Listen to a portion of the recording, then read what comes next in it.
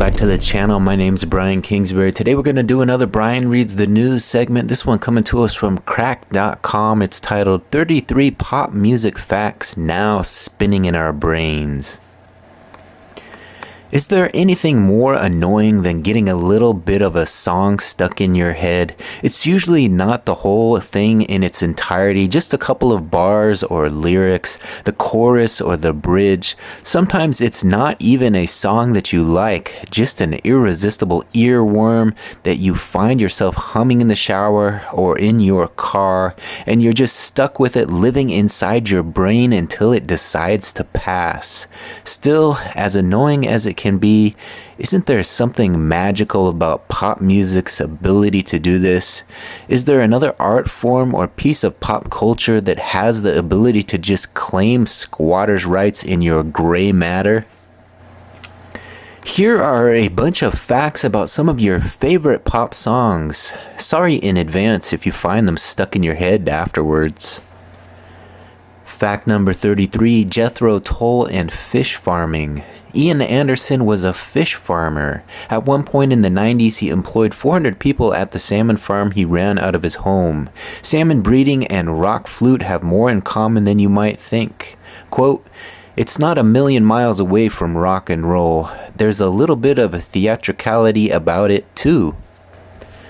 Fact number 32, Girl, You'll Be a Woman Soon, by Neil Diamond. In this 1967 song, Neil Diamond is counting down the days until this girl becomes legal. Keep in mind he was 26 at the time. Quote, "I've been misunderstood for all my life, but what they're saying, girl, just cuts like a knife. The boy's no good. Girl, you'll be a woman soon. Please come take my hand, girl. You'll be a woman soon. Soon you'll need a man." Fact number 31, Nicki Minaj. Nicki Minaj worked at multiple Red Lobsters before she was famous. She was fired from multiple locations. She once followed a customer who hadn't tipped and taken her pen out to their car. Fact number 30, Taylor Swift. Taylor Swift grew up on a Christmas tree farm. She spent some of childhood on Pine Ridge Farm in Pennsylvania, which she honors in her Christmas single aptly titled Christmas Tree Farm. Fact number 29, It's Raining Men. The Weather Girls' It's Raining Men was co-written by actor, producer, and longtime musical director for David Letterman, Paul Schaefer. Fact number 28, Poker Face. Poker Face by Lady Gaga. The singer revealed the song is surprisingly about her bisexuality. The lyrics are about her hooking up with a man but fantasizing about being with a woman. Fact 27, Fountains of Wayne origins. Fountains of Wayne was named after a lawn ornament store. In Wayne, New Jersey, there was a store with the name, and the band thought it was amusing. Fact 26, Dead Flowers. Dead Flowers by the Rolling Stones contains the following lyric. "Well, you're sitting back in your rose-pink Cadillac, making bets on Kentucky Derby Day. I'll be in my basement room with a needle and a spoon, and another girl can take my pain away." That's right, the dead flowers referenced in the song are in fact the poppies that contain opium, the drug that is processed into heroin. Fact 25, You're Beautiful. Think twice before dedicating James Blunt's You're Beautiful to the object of your affection. Quote, "She smiled at me on the subway. She was with another man. But I won't lose no sleep on that, 'cause I've got a plan. Unless she already knows you're a effing sociopath." Fact 24, Who Are You? Who Are You is about contract negotiations. Specifically, it's about Pete Townsend hashing out royalties for The Who's American sales. After 14 hours of negotiations, the execs handed Townsend a check, and he went on the bender described in the song. Fact 23, Twisted Transistor. Korn's album See You on the Other Side opens with the single Twisted Transistor, which clocks in at about 3 minutes and 9 seconds. However, if you pop the disc into a CD player and hit rewind as soon as the music starts playing, you'll find that there's a secret intro to the song, which adds a whole minute and 3 seconds to the overall track length. Fact 22, Firework. Katy Perry's Firework was inspired by beat novelist Jack Kerouac. Quote, "The only people for me are the mad ones, who burn like fabulous yellow Roman candles exploding like spiders across the stars."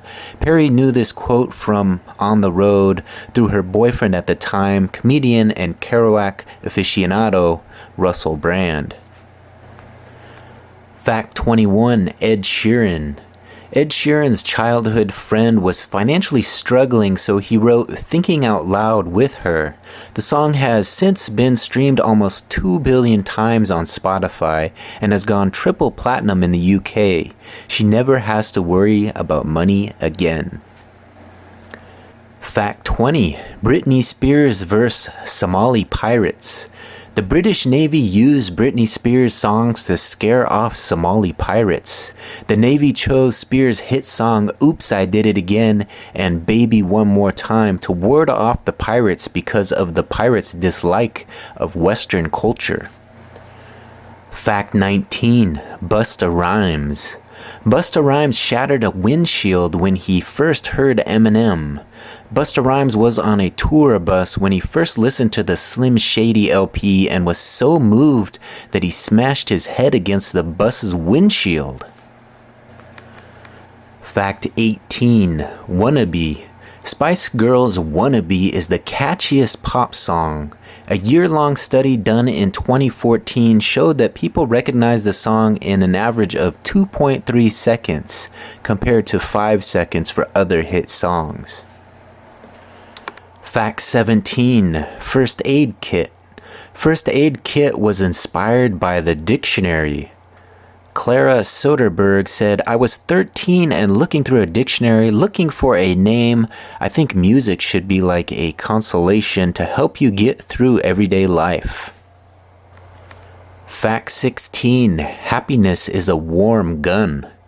In the first verse of the Beatles' song Happiness is a Warm Gun, John Lennon sings about the man in the crowd with the multicolored mirrors on his hobnail boots. This is a reference to a newspaper story about a man who was arrested for wearing mirrors on the toe caps of his shoes in order to look up girls' skirts, which only shows the astonishing lengths people were willing to go to in order to get their cheap thrills before the internet came along. Fact 15. Anthrax. Dan Spitz is a watchmaker. The heavy metal guitarist said touring with Anthrax became mundane and more like a job, so he quit the band to pursue his lifelong love of tinkering with timepieces. Fact 14. The real summer of '69. In the summer of 1969, Bryan Adams was 10 years old. The upbeat nostalgia of the song wasn't inspired by an actual year, but rather Mr. Adams' fondness for a certain sexual position.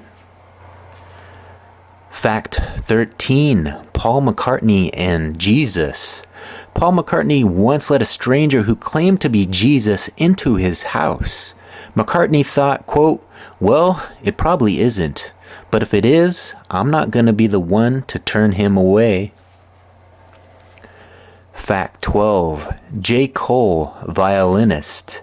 J. Cole was a first-chair violinist in high school. From 5th to 12th grade, the MC played violin, earning the top spot at Terry Sanford High School. Fact 11. Drake's high school diploma. Drake got his high school diploma at 25 years old. He had dropped out of high school to play a high schooler in Degrassi. He returned to school in 2012 after he was already Grammy nominated. Fact number 10. Mozart outsold everyone. In 2016, Mozart outsold Beyoncé, Adele, and Drake in CDs. Universal released a 200-disc box set for the 225th anniversary of Mozart's death, meaning that each purchase counted for 200 disc sales. Fact 9. The Goo Goo Dolls. The Goo Goo Dolls were originally called Sex Maggot. Their manager balked at the time, so they picked the name Goo Goo Dolls when they spotted an ad for a doll with a movable rubber head in the True Detective magazine. Fact 8. Isn't this where we came in? In the opening track of Pink Floyd's The Wall, there's a voice saying, "We came in." At the end of the last track, there's a same voice saying, "Isn't this where?" If you put the album in a continuous loop, the voice asks, "Isn't this where we came in?" Fact 7. Blinded by the Light. Manfred Mann's 1977 #1 heavy synth rock montage, Blinded by the Light, was written and originally performed as a sprawling Dylan-esque style song by iconic troubadour Bruce Springsteen. Fact 6. The One I Love. The One I Love by R.E.M., often seen as a love song, the lyric, "A simple prop to occupy my time," should give away that it's about using people. Fact 5. Never Learn Not to Love. The Beach Boys' Never Learn Not to Love was written by Charles Manson. Beach Boys drummer Dennis Wilson was close with Manson until the band reworked and recorded one of his songs without crediting him. Manson was furious. Considering the family's victims were murdered over much less than that, the boys got off easy. Fact 4. Umbrella. Terrible weather hit the UK, New Zealand, and Romania when Umbrella topped their charts. This became known as the Rihanna curse. Fact 3. Single Ladies. The Church of England co-owns Beyoncé's Single Ladies. The church has invested in Hypnosis, a company that owns the rights to thousands of songs. Fact 2. Landslide. Stevie Nicks wrote Landslide when she was 27. The song is about growing older, even though the songwriter wasn't even 30. Nicks explains, "You can feel really old at 27. And finally, fact number 1, New Order, Joy Division. New Order is the remaining band members of Joy Division, created after the lead singer died by suicide. Joy Division, best known for Love Will Tear Us Apart, members regrouped under a new name, retiring Joy Division songs after their loss. Alright, there you have it. Another successful Brian Reads the News segment. Again, this one coming to us from crack.com. 33 pop music facts now spinning in our brains. Let me know what you thought of this one. Give this one a big thumbs up if you like it. And if you like these fun fact videos, be sure to go up to my channel and hit that subscription button, ring that notification bell, and make these videos a regular part of your day. If you could do me a huge favor, give this one a big thumbs up, like this one on your way out, and leave me a comment. I look forward to hearing from you.